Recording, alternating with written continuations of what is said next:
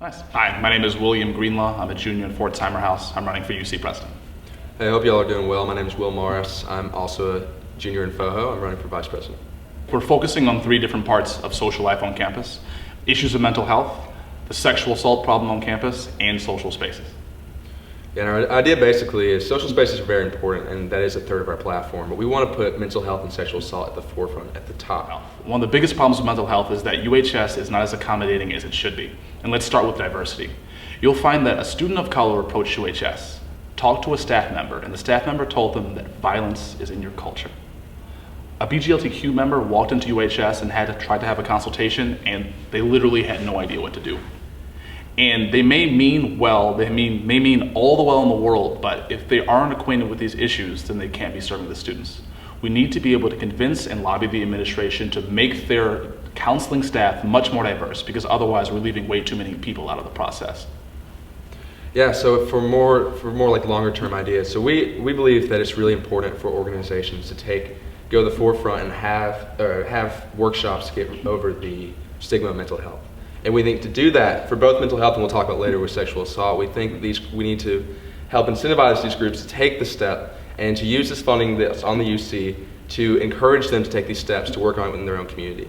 And we think there are a lot of resources on campus already, but we think that one, making people know more about the resources, and two, making sure that we add more resources is an important thing. And then lastly, one of the things we're doing is very innovative, we think, is the idea of Harvard Speaks, Harvard Listens, which we didn't unfortunately talk about in the debate, but for mental health, it's an idea where once a month we'll rent out spaces on campus, whether it be, not even rent, we'll book spaces on campus, whether it be Seaver, whether it be Boylston, somewhere like that, and we'll have these different talks, have people from all across the community go there and talk about issues about mental health. Each month we'll have a different theme.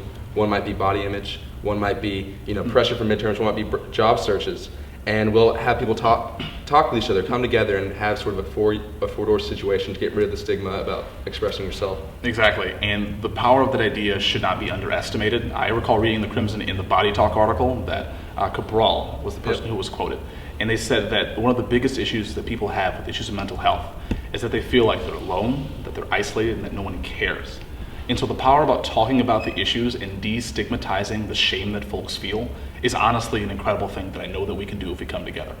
But we also have a platform on sexual assault on campus, and I think it's also just as robust. So one of the things that we want to focus on are more preventative and not just cultural, although we do have a plan for that.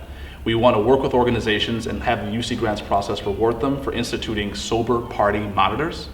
The idea is if your club or organization can post, say, a board member, or maybe three, put a poster of you guys on the wall with your faces, your name, and your number, right? This person will commit to being sober, watch over the party to make sure things are okay. This is incredibly powerful, I think, because you'll find that I can not only watch over the party, but if I'm a person on the dance floor, I can look to see exactly who it is I should be running to, just in case something doesn't feel right. And we think the UC grants process should reward people for that, and we think we can work with OSAPR and the peer counseling groups to make it happen. Yep. And so for more long-term things, we hope to create a culture on campus where sexual assault is an issue that's always on people's minds, because it's an important issue. It's affected so many people in our community.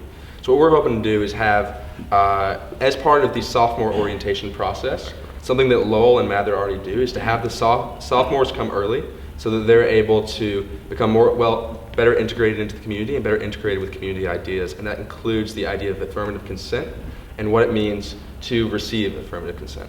And we think that that's extremely important because folks talk about it freshman year, they have that, what's it called? Speak about it. Speak about it, but unfortunately that's one of very many things that folks have to attend. And we think that making this a priority your sophomore year as well is very important. Okay. So basically what we hope to do is better utilize existing spaces on campus, and that includes dining halls, and hopefully to advocate to the administration to waive the fee and to live up to what they've often said that they are willing to do, which is create a better social scene on campus for folks. Exactly, and so we want to do that by advocating for even off-campus venues. That's entirely possible. It's just a dollar sign getting in the way. We want to advocate to use Harvard Yard to its fullest because we know that can be done because the Art Fest happens every year and it's great. It just takes initiative on behalf of the UC to work with the CEB, the FYSC, the Freshman Dean's Office, and the administration to make it happen. I think we can. Lastly, we want to put more priority on sporting events such as football and basketball with the hope that eventually other ones will be prioritized as well. And the idea is basically, if folks want to feel like they're in college, and a big part of going to college is to have a school spirit, have community, and we think those two things provide that. We have the unique combination that none of the other 2 tickets have. Right? I'm a person within the UC. I know how to play the game. I know how to work the rules within the UC, and it's a really ugly bureaucracy sometimes. At the same time, Will Morris, he's an outsider. I can explain it. Go, yeah. Yeah, so I'm running as an outsider in an insider-outsider ticket, and basically I'm very well involved in the student body. I am involved in IRC. I'm on a competitive team for ICMON. I'm involved in PBHA. I direct a program for term time, directed a program for summertime, and then I'm also in Sigma Chi, and I'm the community service director for them. But I think what's most important, what I bring to the ticket, is the idea of advocacy. So y'all might, I don't know, but I'm a mental health advocate. So I really think that's very important to advocate for mental health. I'm one of 10 students nationwide who was asked to speak in New York over Thanksgiving at this thing called the Jet Foundation at their fundraising event to talk about sort of getting rid of the stigma of mental health. And I hope to bring this issue to make mental health a forefront of our administration, because we know too well that it's a huge problem on campus. Is the UC an effective means for tangible campus-wide change? I definitely say it can be, even if it currently doesn't live up to its potential. The problem that the UC has is that there's so many projects that the UC wants to do. It's like they're butter spread over too much bread, that everyone's trying to work on everything at the same time. There's no focus, right? That's what we bring here. We bring focus on these 3 particular issues. I think if we work together, we can produce a lot of these things. The problem is that folks often on the UC get distracted. Yeah, and I think what's unfortunate, something that I've seen too often, and I've seen the other tickets as well, is sort of making these very lofty promises that unfortunately I don't think can be followed through. And I think that's why a lot of people are disenchanted with the UC, myself included as a member of the student body. Because I think the UC oftentimes has in the past made these huge promises and then naturally fails to follow through. But we offer a very coordinated plan for all 3 of our parts, a very direct plan that we think that can bring true change on campus with the right resources and leadership. And then lastly, what is your favorite Harvard tradition? My favorite Harvard tradition? Can it be a house tradition? Yeah. So my favorite house tradition is dog sledding.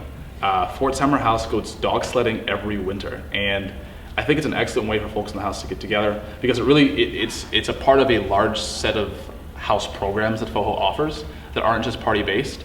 And I really do like that. I think that's something that FOHO started. I think that Harvard needs to expand that to other traditions, because there are a few instances in which we can get to know each other outside of classes. And I feel like a lot of people feel that their friends are just acquaintances they only talk to when they're not working. And I think we should change that. And I think those kind of initiatives will work.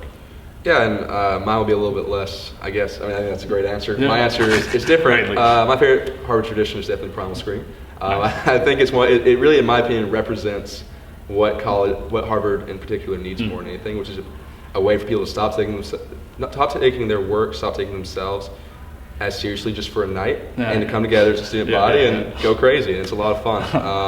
I've wanted to go to Harvard since I was a little kid, and since I was probably in middle school, I heard about this weird tradition that Harvard students who are in the best university in the world run around naked. I never understood it until I did it, and it's a lot of fun. That's all the questions. Thank you, guys. Great.